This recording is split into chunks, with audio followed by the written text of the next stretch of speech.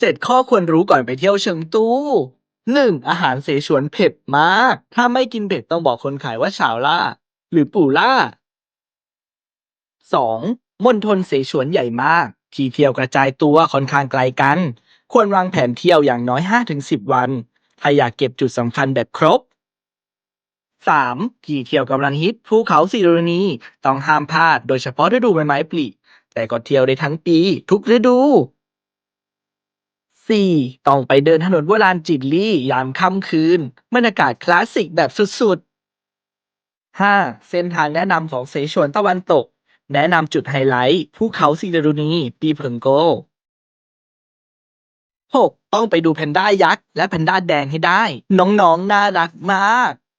7. เลือกทัวร์และบริษัทที่เชื่อถือได้และมีความมืออาชีพจะช่วยในการเที่ยวได้เยอะ